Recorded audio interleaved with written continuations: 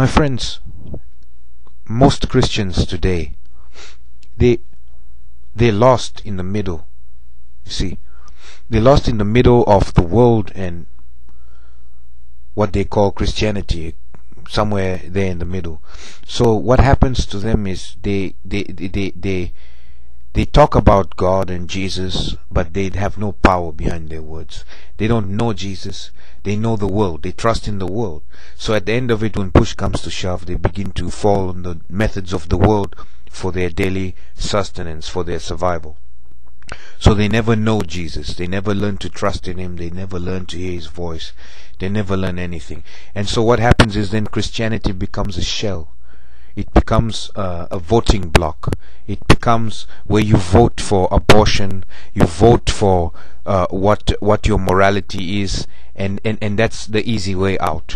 You see, you sit down and you go to a ballot box one day from soundbite information that you get, and you tick something. You say, I'm pro-life. And it can also boost the ego as well. That, hey, I'm pro-life. I voted pro-life. You see, then we do the same thing with all these other things, all the other issues. My friends, see, what is going on? We can't vote our way into heaven. Our job is to know Jesus Christ. When we know Jesus Christ, we become touched by Him. We become transformed by Him. And this transformation will shine out into the lives of other people. Then He takes us into the existences of other people. He leads us and brings people our way so that we can speak to them and show them our testimony and how we live our life. And then that transformation begins to shine into them. Got nothing to do with us. It's how Jesus changes us and has molded us. You see? And then they want to also know why. How come you have peace? How come you're happy? How come you're not worried like everybody else? You see? And then this is a person who could potentially be an abortionist. This could be somebody who is potentially going to commit suicide. This is somebody who is potentially going to be a drug dealer, a drug addict. But yet we have all these self-righteous Christians who sit from the top of their debt-ridden, credit-given pedestals, and sit down and start condemning people. Well, this is, there's just no excuse for that. I don't hang around. Look, she's a prostitute. She made all the wrong choice. Meantime, you've lusted after her in your heart. You see? Meantime, you never gave one inkling of care because you never knew Jesus. You see? You sit down and you throw stones at those people. You see, and then you call them those people over there. I have nothing to do with them. I vote against this and I vote against that. You vote against you say you're pro-life and then you voted for war. It's ridiculous. It's a contradiction. You see, don't be the programs, a program of the world without realizing it. You see. We sit down and we think we're going to be self-righteous like that. We have to go into, it says, preach the gospel to the poor, not vote in the laws of Rome. It didn't say that. It didn't say incite rebellions like Barabbas and all these other kind of. Otherwise, you will face the same consequences of those people. See, that's the problem with with Christians. You see, they trust the world and they never go all the way like the world does. So they neither know the consequences that the world can give them, neither do they know God and the consequences that God is going to give. They're stuck in the middle. Like in some sordid vampire tale, they're the people that went to go party, the free party where people told them, if you come to this party you have free alcohol, free booze and free drugs. Come in. And they went in, and then the clock struck 12, the vampires came in. But before it came in, one or two people went in and said, leave this party. See, they didn't believe the people who said leave the party, and neither did they believe that there were any vampires that existed. You see, and this is the problem. They don't know. Many people who are telling you about rebellion and we're gonna fight the new world order and this, they don't know what they're dealing with. They have never been through any kind of real violence. They don't understand that if push came to shove, they could be wiped out. Our job is not in picking up physical arms. Our job is to know Jesus Christ and to preach the gospel, and to have the power of the Spirit of God behind us, to be led by the Spirit, to have the attributes of the Spirit of God in us, to keep the commandments of Jesus. Not in acting tough and then being proven that you are neither tough and neither did you stay alive to tell people that you were tough and this is how you got. It's not going to work like that, my friends. Don't follow such people. You follow Jesus Christ. You follow the Spirit of God. All these people that are acting so tough and pretending, they don't know what's going on. And the problem is, if you follow them, it's not just them who's going to pay. It's you and everybody else who you lead to follow that.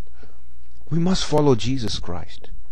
This is what we must follow. Stop taking shortcuts. Stop thinking somebody else is going to do the work for you.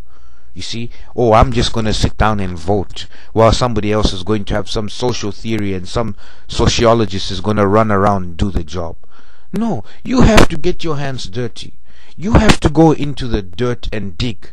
You have to go through the pain and suffering of other people, like Jesus did when he saw and cried and saw the pain and suffering of people. What makes you think that you're going to sit on a pedestal and start throwing stones? It's not going to work like that, my friends. At the end of it, you will be made merchandise of, and they will make meat of you. You see, that's what's going to happen, because neither do you go all the way with the world, and neither do you go all the way with God. So what's going to happen? God will deliver you to the ones who you think you trust in. You see? And they'll show you that we have fangs, you pretend to have fangs, so you won't be able to devour anything. We're going to devour you. Get away from that. We're not tough guys. We're not tough people. You see, we're tough in spirit. We're not tough and macho camacho kind of people trying to fly around, and start acting like you're G.I. Joe or some kind of commando, when you're just playing games. And you're telling people, oh, I'm this and I'm investing in gold and silver. How do you know what's going to happen to your gold? If you trust in that, God will see that in your heart, and you confound you, because He knows and sees your heart. If you trust in weapons, He will see that in your heart, and He will confound you, because you never trusted in Him. You have to trust in Jesus Christ. If He sees in your heart you trust in this, or you trust in that, or you trust in this, then He's going to confound you. Don't make Jesus just some empty word, my friends, because you can do that with other words and you might get away with it. But when you use Jesus' name, my friends, it's not some game. You see, these people have turned this into a laughing stock, but it's not a laughing stock. You see, this is something very serious. You've got to choose the side which you are on, and then fight to stay on that side. You see, either you go deep into the things of God, or you go deep into the things of the world. You see, because people don't know Jesus.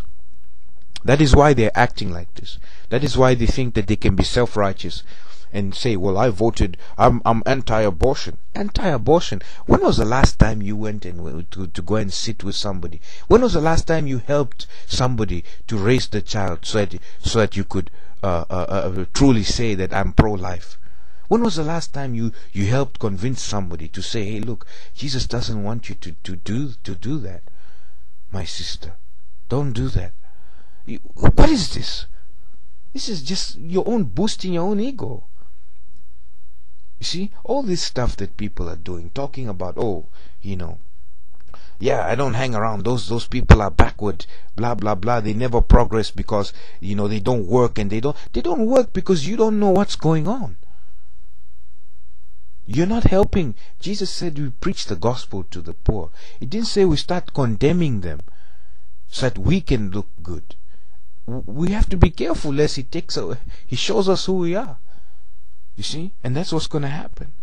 And we find ourselves to be wretched, naked and destitute before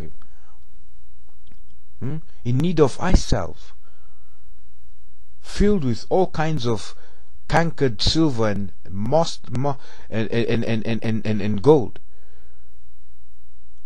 See, that stuff ain't gonna help you. None of it. So we need to get rid of that stuff and start knowing Jesus. When we start submitting to Jesus and getting to know Him, this is what will change people. When we have His backing behind us, when we have the Spirit of God behind what we say and what we do, guiding us. My son, go and touch that person on the eyes. He's going to receive his sight. You go, you touch, you find the sight. Everybody gets confounded. Man, the doctors felt for this and they felt for that, and I was spending... This is the thing, but we never have a relationship with Jesus for these things. We're trusting in the world, and we don't even know the world the way we're supposed to, because we're not willing to do the things that the world is willing to do. So we got to choose, my friends, where we're going to go. Stop playing games.